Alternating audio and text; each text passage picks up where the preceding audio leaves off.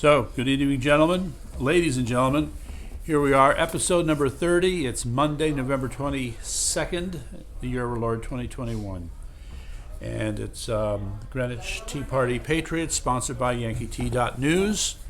And there's certainly a number of things to cover, but I'll just start at the top here. I came across a very peculiar video in which this woman had a slab of raw pork, and she poured Coca-Cola on it. And in the video, you watch these little dots form, and then you could have sworn that you're seeing little things crawling out of this raw pork. We are warned to cook pork thoroughly to make sure that there is nothing pink.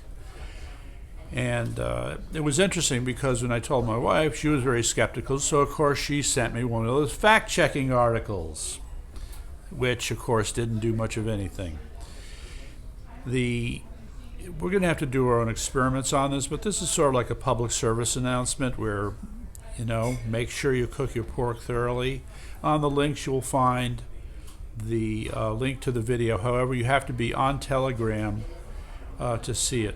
I just wanted to mention that. And then in addition, there's the link to the article that pretends to debunk it.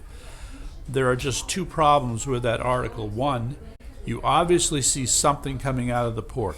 They make no effort to try and identify or explain what is coming out of the pork. Instead, they refer back to standard online references talking about trichinosis, I think, and that the trichinella parasite is very small, microscopically small, so you shouldn't be able to see anything. So that said, something was there, you have no explanation. So I'm trying to remember what the second point was. They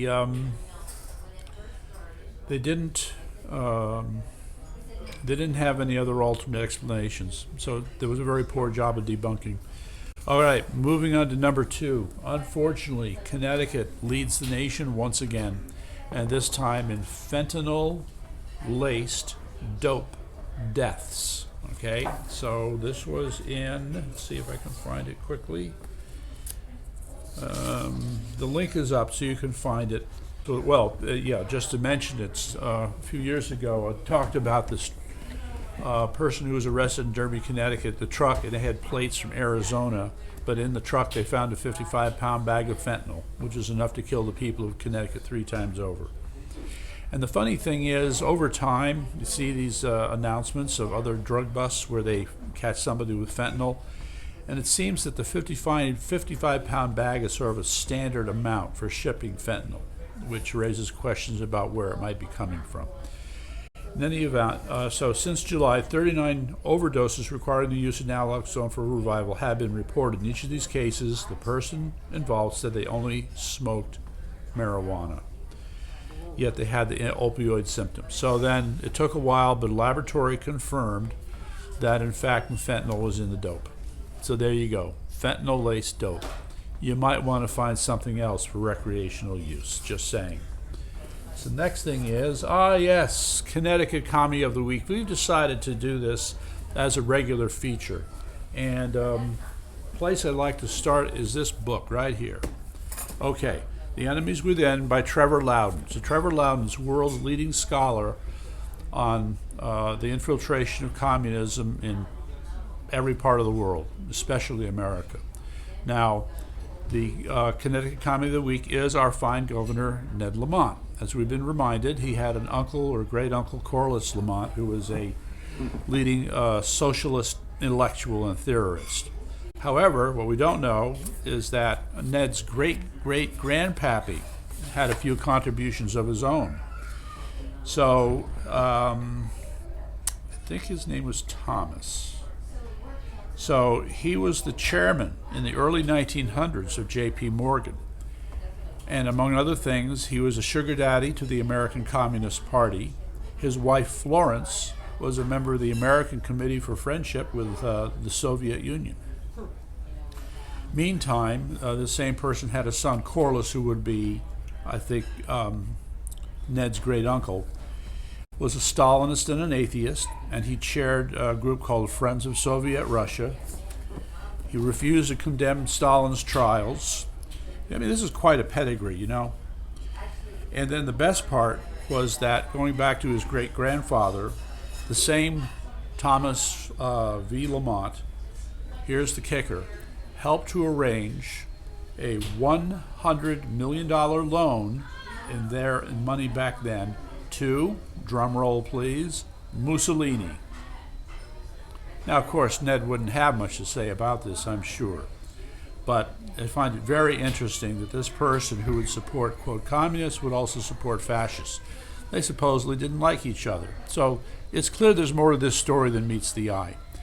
And so a salute to you, Ned Lamont, as Commie of the Week. We'll be back revisiting you as a part of this illustrious network. And yes, there is a Connecticut Communist Party. And yes, there are all kinds of people that are linked in with them. So we'll be picking this up later.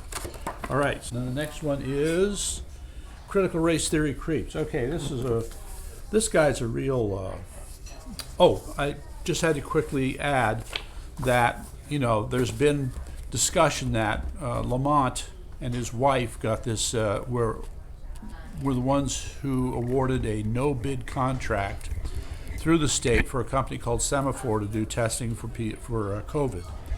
So he comes back and says, oh, well, gee, yeah, maybe so, but we haven't made any money on it. Well, ladies and gentlemen, there's a little something called GAAP, which stands for Generally Accepted Accounting Standards.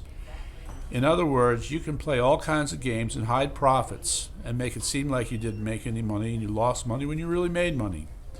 So we hope to dig into this too, but Ned, we do not believe you for a minute. So here, this gentleman, Sten Spinella. All right, so Sten Spinella is a journalist, a political science columnist for The Day, which is a newspaper out of New London. And I'll simply say that this is a rehash, okay? All the other, frankly, lies and misrepresentations that have been made about critical race theory in the schools. So Sten, you are Dummy of the Week for this article. I just wanted to let you know. Meantime, oh yes, okay. So our presumptive Republican nominee in waiting for governor is Mr. Stefanowski, and his latest contribution was basically to say that the Democrats are not exactly telling the truth. And what's the other part here? Oh yeah, he's suggesting that Connecticut needs a fiscal roto-rooter job. So the link is up for this. I highly recommend that you read it nonetheless. And then we have, this is good. Okay, this gentleman named DeMassa, all right? He was found to have been involved in a bit of a corruption scandal involving hundreds of thousands of dollars. A long-serving Democrat in West Haven. He has been removed from office. So December 14th, there's going to be a special election to replace the state representative in West Haven. Again, check out the link. We're going to have more on this. There's a gentleman named John Samperi who has been involved in West Haven politics for decades, and he is all over this race, and people need to know more about it and what they can do to get involved. So there's that. Then, oh yes. Now, you know that in the last few days there was a sudden announcement that Austria was going to impose first they started by imposing a lockdown on people who are unvaccinated, but they gave up on that and decided to put a lockdown on everybody, but then also required that everybody be vaccinated by, I believe, February 1st. But I think you should know that, here's the headline: Austria declares war on the unvaccinated only days after a visit from George Soros. Well, some would say there's no connection. I think we can suspect there is one. So we have the link up for this, and you should definitely check that out as well. Meantime, what's this one? Oh, yes. As I put it here, creatures of the dark begin to emerge, okay? The Connecticut Education Association. I think this is noteworthy.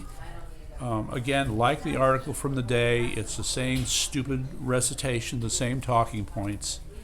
where they try to pretend that critical race theory is not a big deal, and that the parents are being aggressive, virtually terrorists, etc. All this nonsense right here. And I think the key response to the woman who wrote this, so let's go with the, where is her?